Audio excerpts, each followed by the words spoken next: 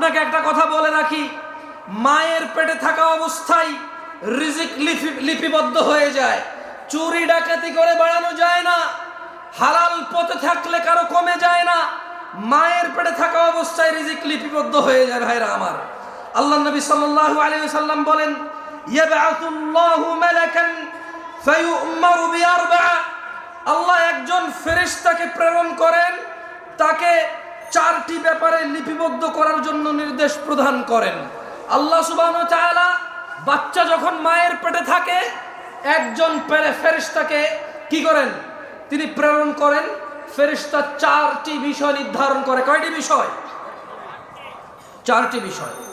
ফেরেশতা তার নির্ধারণ করে দেন তার রিজিক এবং তার জীবনকাল, মানে সে কতদিন বাঁচবে, তার সুখ ও দুঃখ, অর্থাৎ নেককার নাকি বদকার হবে সে। কয়টি জিনিস